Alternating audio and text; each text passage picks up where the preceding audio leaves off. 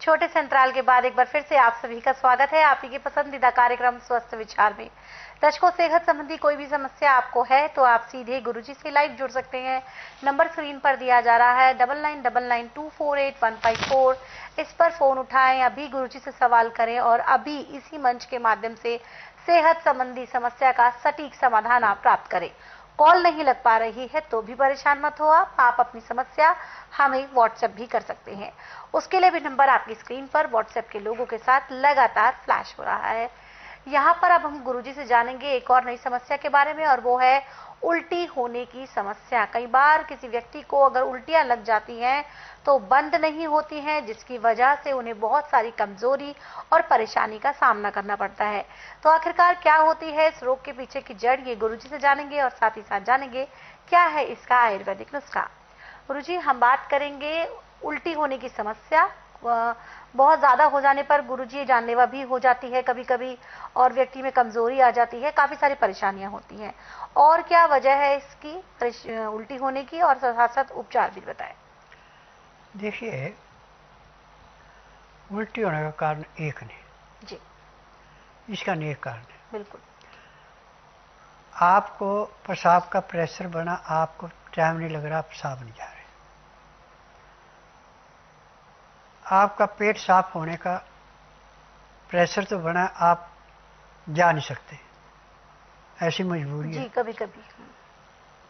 तो इससे जो है फिर नीचे का हिस्सा सुन्न हो जाता है।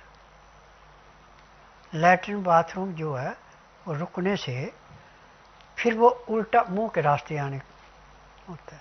जी, ऐसी जीव को बीमारी हो जाती है, उसका नाक फूल जाता है, आंखें सूज जाती हैं और चेहरा भी बड़ा डरावना सा हो जाता है। जी, और उल्टी में खून भी आता है। ये हजारों में से किसी 2 या 3 रोगियों को ऐसा होता है। और जो जीव का स्वाद ज़्यादा देखते हैं और ये नहीं देखते कि मेरे को चीज़ पचेगी या ना पचेगी, खा जाते हैं। यदि हम अपने शरीर की लेबॉर्ट्री से कोई चीज़ खाते हैं तो ज़िंदगी में हमें किसी दवाई की जरूरत ही नहीं है। हमारे शरीर की लेबॉर्ट्री बाईं साइड है, क्योंकि आपका दिल बाईं साइड है। जी, दिल जिस चीज़ को मानेगा वो चीज़ खाएंगे तो आपको नुकसान नहीं होगा। जिसको दिल नहीं मानेगा उस चीज़ को खाएंगे नुकसान होगा। सूखी चीज़ है तो हाथ में लेके रख लो ऐसे दिल पे, गिल्ली है तो गिलास में ले लो और दाएं हाथ ऐसे सीधा कर दो और खड़े हो जाओ और टाइट रखना अपने हाथ। दूसरे आदमी कहना मेरा हाथ नीचे दबाओ। यदि उसको जोर लगा के हाथ नीचे आता है उस चीज़ को खाए नुकसान नहीं जी। परंतु उसको जोर नहीं लगाना पड़ा, आपका हाथ एकदम गिर गया, आपने दिल ने नहीं स्वीकार किया, आप उसको खाएंगे रोग तो होगा। यदि हम इस क्रिया को अपना लेते हैं तो हमें जिंदगी में कभी डॉक्टर हकीम के पास जाने की जरूरत नहीं है। परंतु जब बीमारी हो गई तो उसके लिए क्या है कि सबसे पहले आप जो आपको उल्टी पे उल्टी आ रही उसको रोकने के लिए लहसुन, प्याज, अदरक तीनों का 1 चम्मच रस निकाल लें जी, और उसमें हल्का सा काला नमक, काली मिर्च मिला करके उसको चाटना शुरू कर दें। जब वो चाटेंगे तो अंदर से जाके सबसे पहले वो लीवर पे अटैक करेगा। लीवर पे जो पाचन शक्ति उसकी कमज़ोर हो गई थी उसको साफ करेगा जी। लीवर की सफाई के बाद वो फिर आपकी पैंक्री को ठीक करेगा, जो इंसुलिन नहीं बनाने को तैयार थी वो इंसुलिन बनाएगी। पित्ते के तेजाब को नॉर्मल करेगा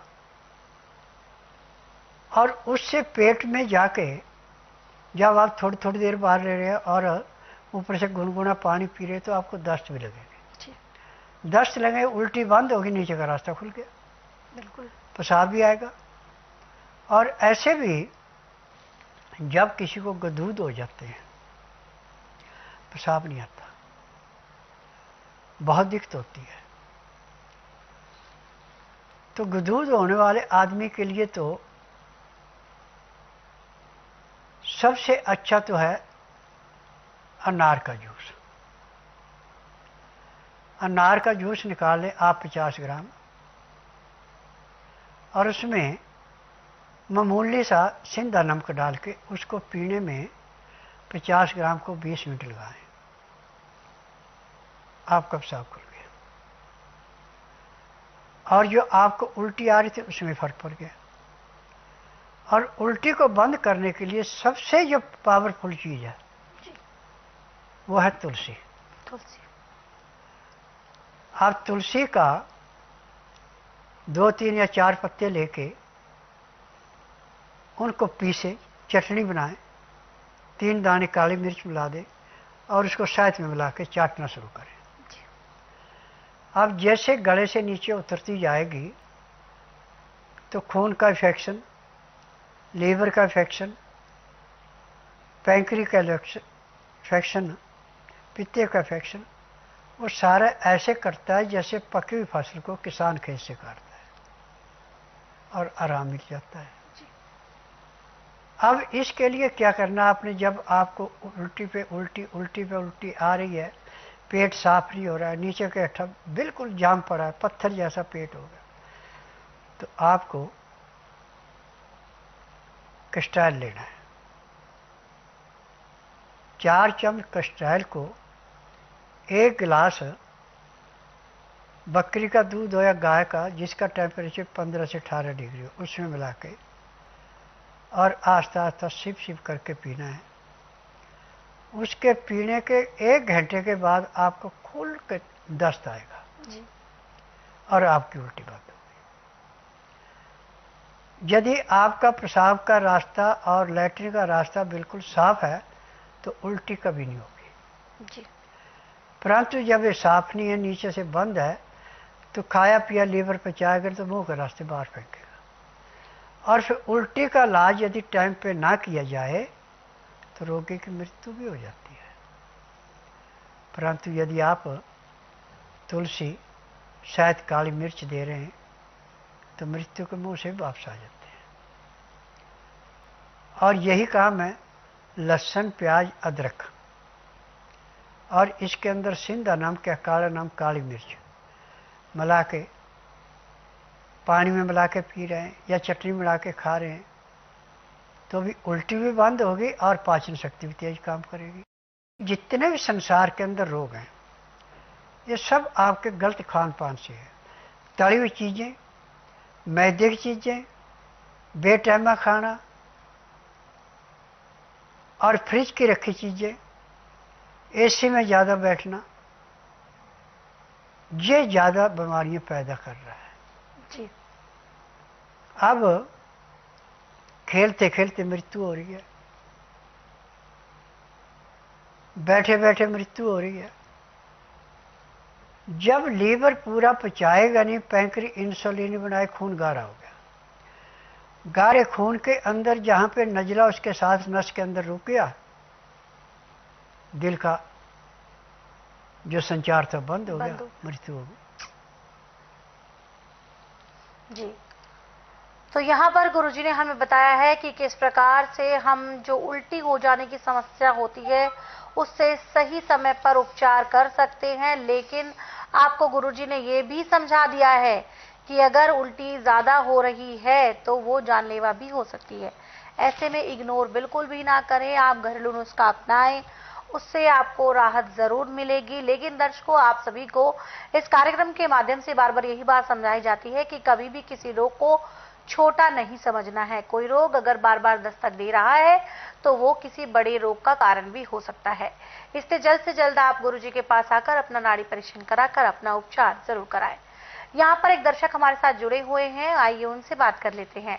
हेलो। हेलो। हेलो जी, नमस्कार। नाम बताएं, कहाँ से बात कर रहे हैं आप? जी, मेरा नाम विवेक है, मैं गुवाहाटी से बोल रहा हूँ, आसाम।